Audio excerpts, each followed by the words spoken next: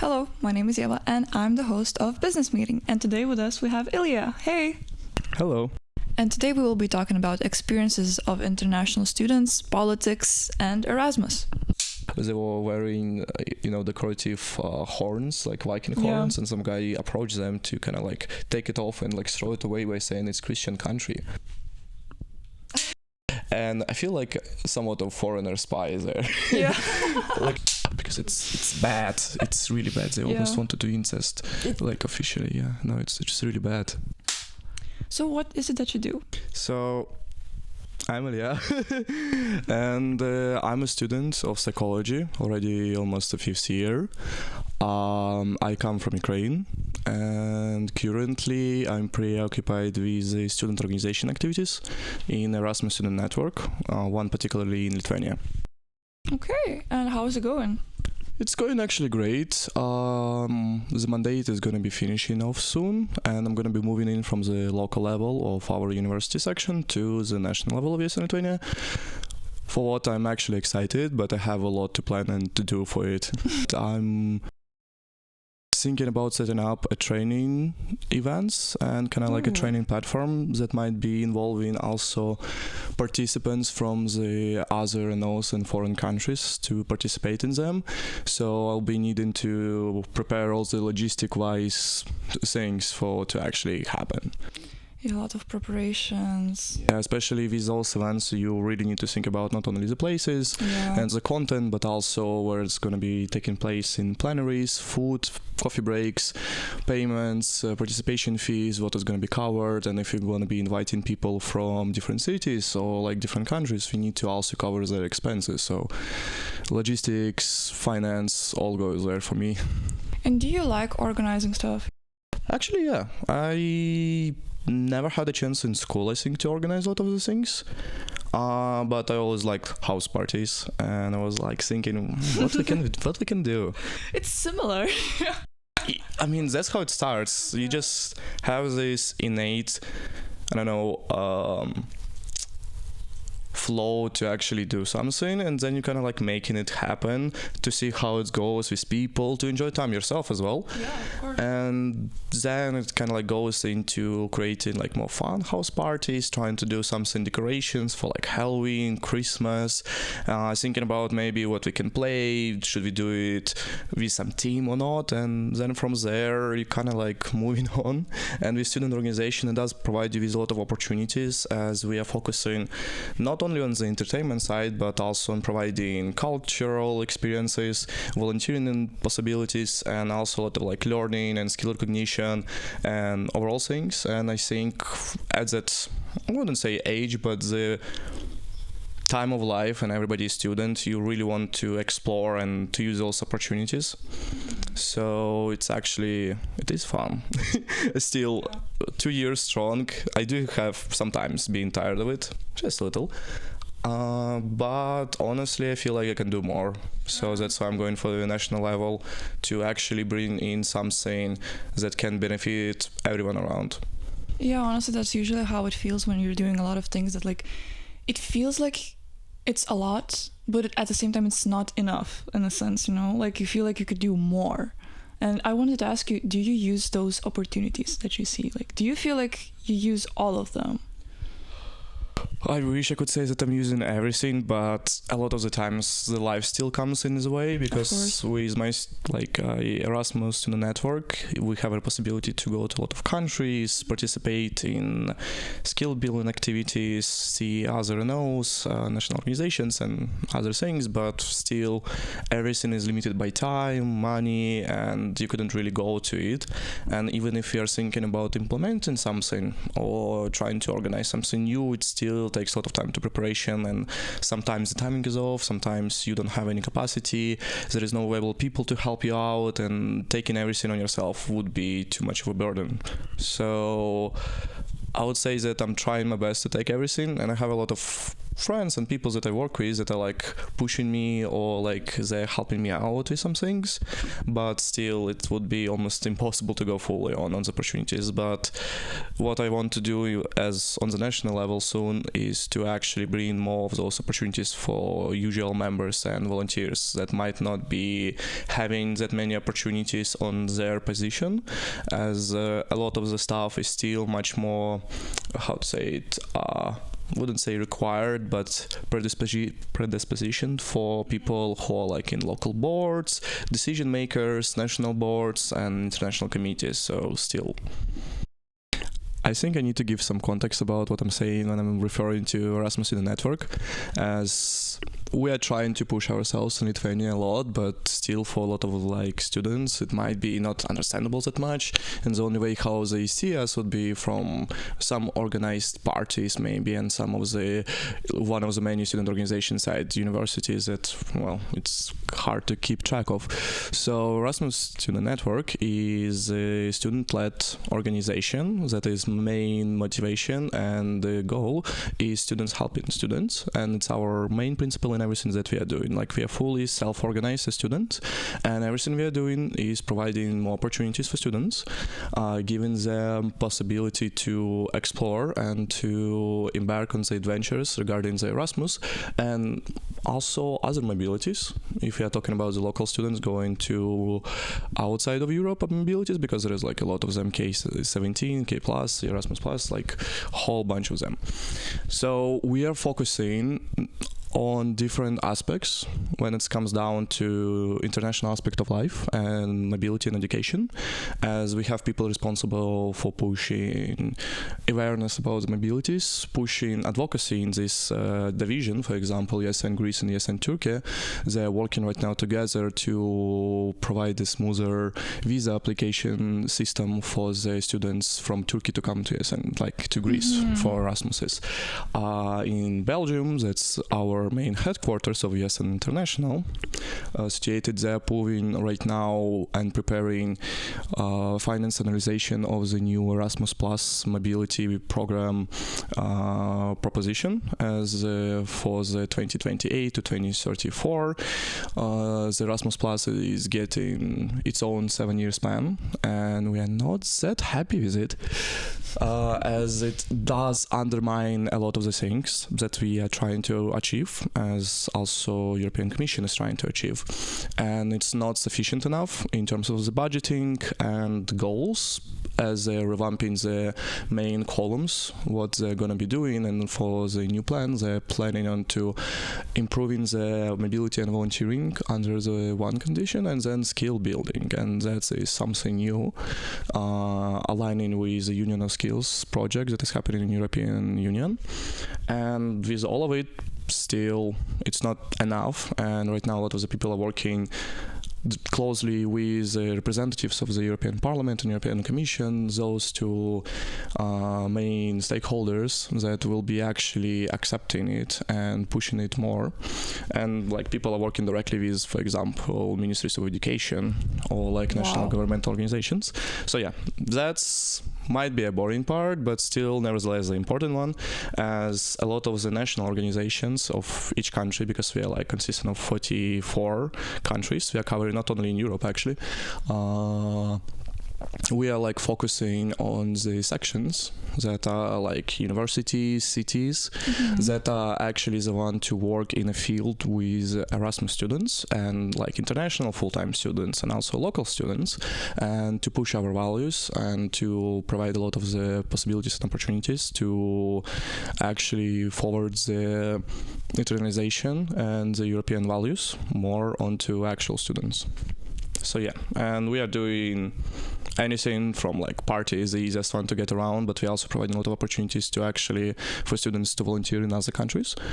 We have social impact weeks where we are like specifically focusing on what students can do in a foreign country and how they can contribute to like greater good, let's say this way, as well as providing them places where they can build their own skills and also explore other cultures and to present their own country even in this place.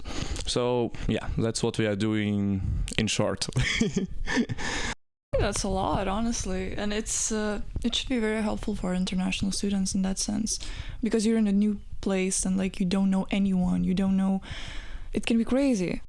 It is. I'm telling it as well. I myself as international full-time student. When I came here, it was really disorientating to find what to do outside of university, as there is a lot of like barriers that you come in. Everyone coming in with culture, language to any of the countries, and ESN is actually was one of the things that helped first of all my group mates and then me to kind of like find what we can do, what is in our power, and kind of find this space for us. As in the beginning in my university, a lot of the clubs and activities they were strictly in Lithuanian, so like we couldn't really experience the student life outside of our own, small 20 people group that we are studying with. And with ESN, we started going and seeing more people. We started like building more connections, and we finding out more about what we can do in the city. And with some people, it worked. They, for example, like me right now, I'm more involved and I'm going for, more things to do and what I can contribute at this point. Other students, they still use it for socialization a lot and finding people and friends. For other ones, sometimes it might not work out. They will go for some fun activities, some entertainment, maybe something connected to the skills that they haven't actually had the possibility to do before. Because right now, for example, in our section, we are doing a lot of the arts and crafts things that might require people to buy a necessary amount of materials that they wouldn't do otherwise, and we're kind of like providing the space where they can explore what they like to do, what they can do, and some different ways, as well as overall providing a space, I think, for people, honestly. Like with years, as I've seen, at least in Lithuania and Vilnius myself, the internalization point has actually been improving a lot, and a lot of the people who are coming, they find easier time finding the communities of like either people from the same countries or from the same regions, but also a lot of the events, a lot of universities started adopting English translations, more English-speaking people, and also International House of Vilnius, for example. I'm telling it from experience of living there specifically. They have been doing a lot as well, and like even Go Vilnius doing a lot of the PR and events and festivals in English as well. Like it's been improving a lot, and I like seeing it. But yeah, it is what we are doing is, I think, quite important, especially for the pushing idea of Erasmus. As for a lot of people in Europe, the conception of Erasmus student would be allowed Spanish or Italian students that just came to drink and party, and it's can be happening sometimes, but we are there to kind of like actually facilitate the cultural exchange, facilitate the actual like education, and to showcase that Erasmus is providing not only academic skills in other university and kind of like the idea of living abroad, but that actually those skills that students are going through of accomplishing all the documents, actually managing to live in the other country, speaking the language they wouldn't speak in their home country, and also like any kind of the skills that they might be needing for life is actually much more even valuable and like valid for like future employees or for the life we are talking about. It's so much more than just parties. You're exchanging culture, you're exchanging, like you can make it really count, like if you're here, then at least just try the opportunities, do everything basically in that sense.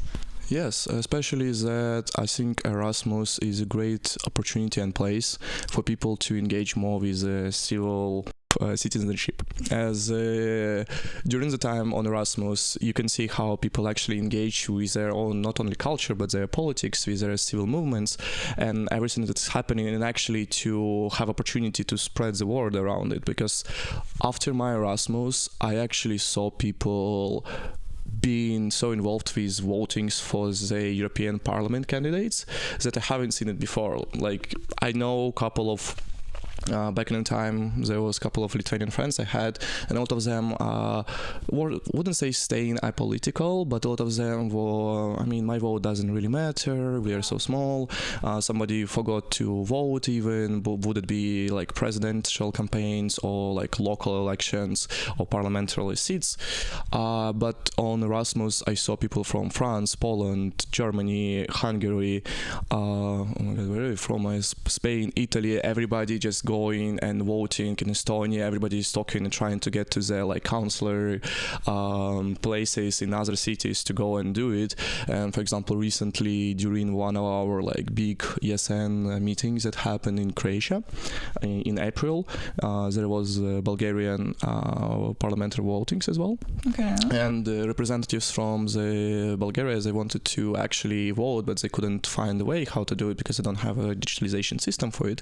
So they actually, before coming to Croatia, they contacted the local authorities and they set up an actual voting polls and electoral places for the Bulgarians in one of the cities. And it actually not only was representatives and people who came for the ESN activity, but also a lot of the local population from like Bulgarian people who were on the vacation or migrants, and all of them came there. So we also like pushing it a lot, and it's really nice to see it. And I think Erasmus is like this way to kind of like understand and engage with it more, and understanding that you are actually voting is matter, and the young people are actually preoccupied with what is in the future for us, and we are trying to push it as well a lot. What we can do, we always try to spread information. Actually this year in particular has been coined as a year of volunteer. So for our student helping student organization that is based on all the volunteering work, it was crucial. So yeah. And with all the things that you do, how do you balance it with your life? Have you ever struggled with it? I do think that sometimes it can get overwhelming if you're getting into it too much. As still the organization, there is particular hierarchies. There is people who are making decisions. There's people who don't make decisions. There's people who are responsible for promotions. There are people who are responsible for activities. There are people responsible for trainings.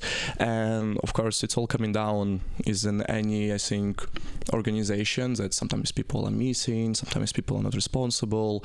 And you either have to step in into this position and do it yourself, or find somebody else, or think about the novel ways. Like it might get a lot and much stressful doing everything by yourself. Of course. But yeah, and with life, I would say that at this point, yes, and has been taken over a little bit my life, as I've been spending more time with people inside the organization, with my section, with other active members. I've been meeting a lot of people from representatives of, for example, yes, in Romania, yes, in Estonia, yes, in Sweden, and kind of like having these circles around them in a way, and going out for international events and opportunities, and they already taken out like a weekend, 5 days, 7 days, and you kind of like start to just boil more in the same soup of like the same people around you. But apart from it, I think there is still balance in it, as still it's volunteering. We are not really pressuring people into doing anything, and it shouldn't be, no one should feel pressure to do this activation until they have stepped up to these responsibilities that they were aware of. But sometimes at some points you need to do like your studies, go to the lectures, and after that time you need to revise the documents, you write them, and then kind of like call some place to arrange that they have a meeting there, and there's going to be events, that amount of people, and then you need to check in that the promotion material is on time. So many things, yeah, and to understand that actually somebody is going to volunteer there and actually host the event. So it does get sometimes overwhelming, but after some time I think with the amount of gratification you can get by actually having a successful campaign or event, it kind of pays off. And I think it's actually one of those skills that sometimes if you're like a student, it's something you're developing, as actually how to dedicate time while not burying yourself, and for people who are not exposed to having multiple things that much going on, that is kind of valuable. And how was your experience as an international student when you just got here? Well, to be fair, when I only got here to Vilnius, I was really all over the place. My mental capacities and mental state was really bad. And honestly, I think in my first 2-3 months, I was not really willing actually to communicate or socialize with people, as I just happened to be in this like mental hole after leaving my country. So that was, I would say, tough, but not really at the time. And only when I started going to university, I started seeing more people, getting around with my group mates, with other university people, and seeing how it's going. And then I was getting more involved with trying to find something what else to do.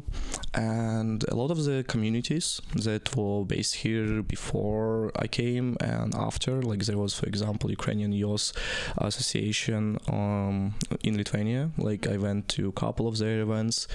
My friend who knew about, for example, some of the Belarusian organization activities, she was inviting me to go to some as well, where they were having a lot of like international people as well.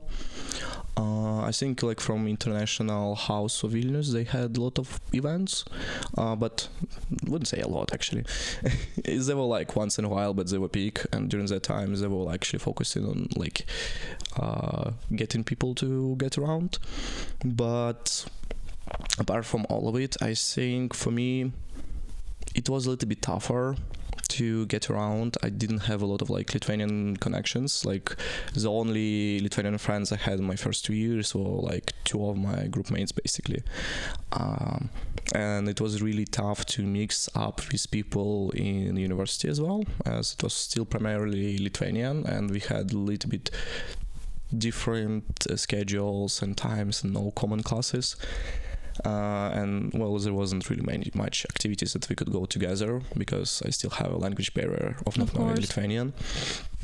Even when I had the time to, when I started learning it and everything, it was still not enough to participate fully and feeling that comfortable in it. And I do think that Lithuanians are a little bit more reserved as well.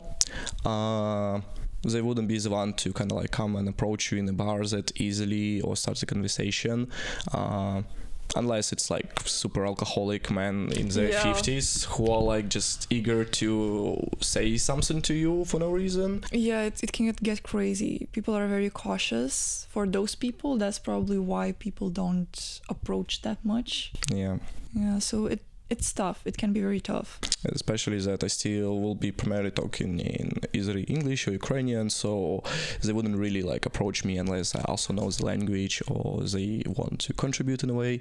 So I think that is just one of those points that I think also does happen a lot when I was on my own Erasmus. And like some people were still sticking to themselves, but that's just how it is, I think. And yeah, I think the other point is that a lot of the things in European Union were closing really early. Yeah. And apart from bars, nothing was left. And I was 19 when I came, so I couldn't really go to those same bars. And every other activity beforehand, you still need to pay money. So, but I think that's also like a problem of our generation and how everything is set up to the point that there's just really not a lot of opportunities for people to spend time that they don't have to pay that much money. Or well, after work having only option as a bar, like, but that's just a discussion for a lot of different times. Yeah, okay, I see. And would you recommend Lithuania as an option, or would you prefer to go somewhere else? What do you mean by option and recommending to someone? In case of studying, full-time or like mobility program? Full-time, let's say. Full-time? Actually, I would say yes. Really? Yeah, I mean, of course, it depends on the people who are like where they're coming from, but a lot of the universities here have a lot of good connections with foreign universities as well, like not only inside the European Union but outside. Like my university has connection with universities in Nigeria, Kenya, Kazakhstan, South Korea, and we have a lot of like students and trainers and interns coming from them, and all of them are quite glad with the quality of life. And one thing, a lot of students that are coming from, example, from Japan, South Korea, USA and other countries, they always refer to Lithuania as one of the safest options. Okay, interesting. Yeah, for them they always bring it up that like we were doing research, and Lithuania turns out to be one of the more like safer options from European countries to go inside. Also, I mean, right now with inflation raises, it's a little bit complicated to talk about the financial state, but still it holds up as one of the cheaper options in European Union for the education, especially we are talking about like Nordic region or like Western Europe region, where it's like too much to live and too much to spend. Honestly, our dormitories that can provide options like around 100 euros or like up to 200 euros is much more accessible as to go through. And and Lithuania has been developing in like past 10 years as like actually is full on internationalization, I would say. And I've been seeing it in my 4 years here. And I think at this point there is a lot of like even communities and like local organizations that actually help and dedicate time, and people can feel at home. Even like seeing like shops with like Turkish food, Indian food, specific African markets, Ukrainian markets, like all of it, it's really nice. And I think there is still more openings to kind of like facilitate this like better, I would say, exchange. And overall, I do think that Lithuania is more chill than other countries. I've been to other countries, and if we are talking about things that are like connected to xenophobia, racism and stuff, I wouldn't say that Lithuania is the most tolerant country in European Union. It's not the most, but I think by the nature, a lot of Lithuanian people, they're really reserved, so they wouldn't be outspoken to actually do something against people and overall like engage in like hateful activities. In my experience and with my friends, it does happen, unfortunately, sometimes, especially if it comes to like clubs, bars, drunk people, security guards, some systematic problems with like visas and administrative stuff sometimes can meet up really difficult for some people. Can be messy. Yeah, but overall, from just being here, it doesn't really happen. Honestly, I feel like in a lot of other countries, people would be much more outspoken towards the foreigners and other stuffs, and I have experienced it in, for example, like Croatia.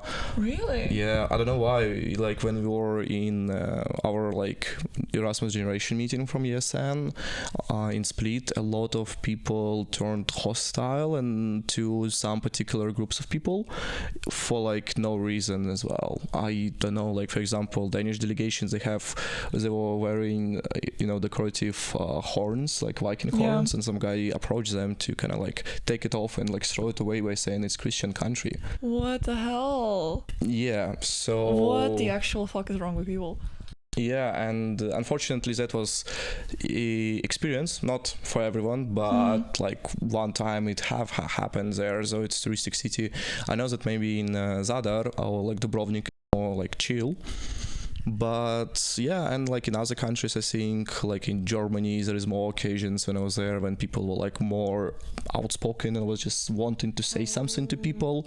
Like for example, I was living with people of like Asian people, basically. I wouldn't want to say Asian, one of them is German, just with Vietnamese roots, and my other friend, the roommate, she was from Indonesia, and openly when we were like standing, some people were coming up and just saying that some stuff to like towards like Asian people, and it's just unprovoked, and it's happened. And I think those people were also like foreigners. Yeah, of course. So I feel like in Lithuania, some people might have preconceptions and ideas towards foreigners, but they wouldn't go out of their way to actually express them or like be towards outline hostile. I think just in Lithuania and Baltic countries, a lot of people just keeping up to themselves a lot, to the point that they wouldn't even see the point in doing all of it. And with more time passing and more, seeing people outside just by, I wouldn't say it, but it's like just seeing diversity of what kind of people are around makes people like much more like tolerable and understanding towards other people. I see. And have you had any like not so great experiences with in Lithuania? Me personally, I think at some point I had strange moment where two like Ukrainian guys who are living here for like 10 years tried to pick up a fight with me. So but they were like a little bit pro-Russian and they just wanted to pick a fight. And how and why? What the hell? yeah, and I was like, okay, I'm kind of like back home and back in Kyiv, like people just picking up fights with, you know, in Ukrainian and stuff. So that might happen with some people. I was wearing like a nail polish in some club and the people started like saying basically homophobic slurs to me, but then they were like started chatting with each other and other guy hugged me and saying sorry. All right.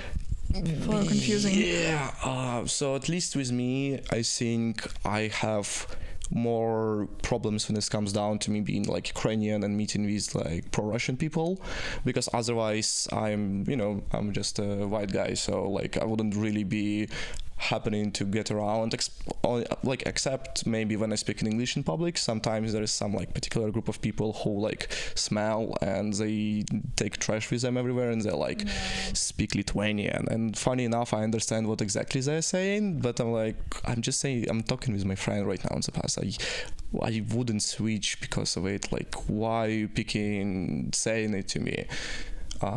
So yeah, that's like the only experiences I had, but some of my friends that come from Morocco, Colombia, India, they have it much worse, especially with like security guards in some places and like bars.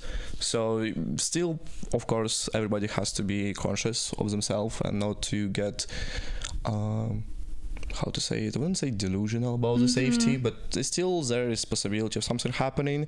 But honestly, comparing to the amount of things I hear from my friends like Ukrainian and my friends from other like countries that happen when they travel to the other places, honestly it's like really minimal here, because like all I told you, it happened in a span of 4 years, and like stuff that for example happened in Germany have happened in a span of like 3 months.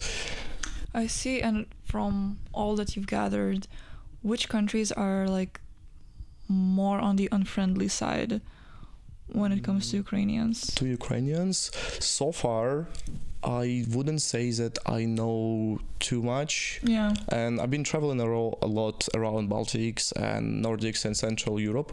So, and mostly to like big cities or like to the places that are like too small for people to care. So a lot of the countries are pretty chill. From my experience, I know that also like in Croatia there is like a lot of rhetorics about Ukrainians being migrants and stuff, and I heard it from my Ukrainian friend who lived in Croatia since 2017 she was living there, so it was maybe going on a little bit. I think also the case is Ukraine, there still needs to be a differentiation between the population, the general population of people in cities, and also politicians, because for example in Hungary that was crazy. I am coming there to visit my friends and I see the posters saying that Ukrainians are stealing your money, the farmers' money, and they have like posters with like Zelensky, with other opposition at the time that was there. And I feel like somewhat of foreigner spy there. Yeah. Like I'm just going around and there is just billboards with like anti-Ukrainian messages everywhere. But you need to understand that this also was happening because of like Orban rhetorics mostly, and all my Hungarian friends are super supportive and I love them, and I feel generally like quite good when I'm around them, and we always have something in common as well. I know that also like in some countries, unfortunately in Slovakia, a lot of the politicians were also pushing a lot of like anti-Ukrainian rhetorics that have happened to come into rural areas, because I have been to Bratislava and there is a lot of Ukrainians living around and we are pretty much understanding the language, so nothing really happened to me or people I know that have been there in the time of there. But I know that in smaller cities, one Slovakian girl was telling to me is that unfortunately a lot of people do not like Ukrainians, they do not like the politics, and they feel like they're getting involved into the war without their choice. And she even told about her friend who was a volunteer in Army of Ukraine, and he's from Slovakia, and because they do not recognize it as like something that you can do legally, basically he was doing it illegally because in Slovakia it was like a crime basically going to like Ukrainian military and stuff. Okay. So yeah, there is a lot of things, and it's much more complicated when it's coming down to like population wise, particular countries, and also like what the population is, and also like the politics, especially that right now the Central European region is full of like debatable I don't even say moods right now. Like if we are talking about the political states, it's always right now the far right is trying to take over a lot in a lot of countries, and it's just like with the amount of the elections, it's always like going back and forth with like a lot of like prime ministers, presidents, like parliaments. Is just always every 6 months, every year, it just turns like every country turns like either blue or like, you know, red, like on the maps and everything. So it is kind of like really important, I would say, for like young people as well to actually cast their votes as well and to showcase more things. Of course. Yeah. All the time. I don't understand how people can be so careless about these things. Like, I get it, but it's not the way to go. Yeah, I mean, there is always a saying that, you know, the change starts with you, and exactly. It's actually true, because if you're not participating actively in decision-making processes because you have the notion that, oh, it doesn't really matter, it will not change anything, it will continue going like this until it will not get anywhere. And by even, you know, maybe not having that much power of votings, but you still, it changes something. It might not change too much, but it will still paves the way for the, you know, future tendencies, for the actual building of the future and what's to come for the next people who are going to be voting as well. And to kind of like showcasing that you don't care about it is just, unfortunately, in our current political climate, we really have to fight for a lot of things. Exactly. Like, you just look out for your friends, look out for your family, look out for the other generations. It's just look out for yourself. Like, it's about you. It's about all of us. Yeah, I'm glad to see a lot of the riots in Lithuania, like meetings. I don't know, maybe we call them meetings in Ukrainian, but just demonstrations here. And I'm so happy to see it, especially that before, I remember in 2024, when a lot of my friends, they just missed or forgot about like votings and everything. And then I'm coming back, and last year, actually people are like, no, we cannot let the government take over the media. We cannot allow those people into like cultural sector without anything to stand by. It's like, it's not working. And I'm glad to see a lot of people going out and like supporting actual rights and how it should be, I would say. And it's so nice because a lot of people are actually involved. And for here, when I saw it, it was starting with students, but recently I was going back and I saw like, you know, old grannies or like people who in their like 50s with signs, with pins and everything. And it was really nice to see that like every generation actually stands up for something that they all believe in, and it's actually makes a change, because after all these demonstrations, you cannot just ignore the people. Be persistent. Yeah.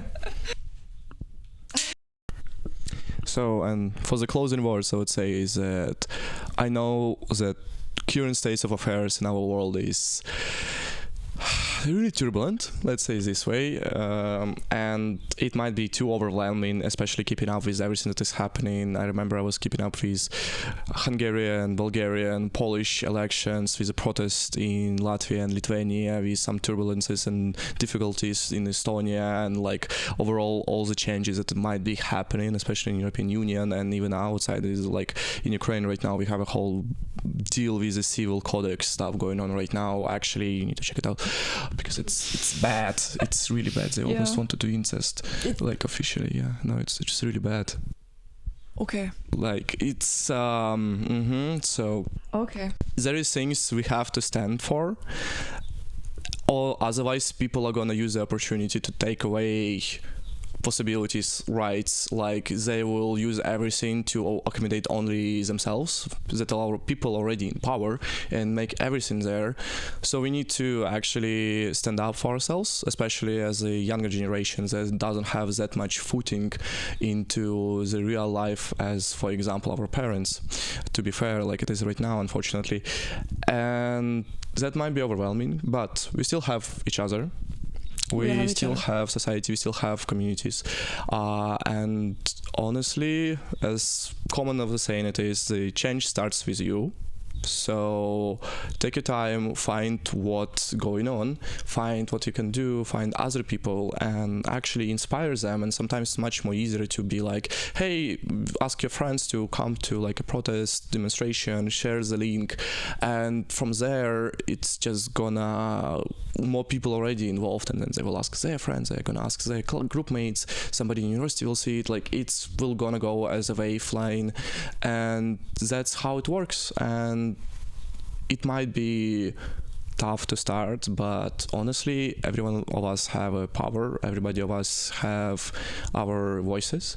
And some people, if you feel like you might not have the privilege or the appropriate opportunities for you, there is still people that have them, that you can find, that you can work with, you can talk with them, and you can push it. So we really have to do what we can to build our own future and life for us. So yeah. Push it. Yeah. Thank you. And that was it for this episode. Thanks for watching. Thank you, Illia, for being here. If you want to be our guest, our contacts are in the description. Same for Illia. If you want to contact him, everything's in the description, as always. Yeah. Thank you for having me, actually. Thank you for being here again. Thank you. So see you. Bye. Bye.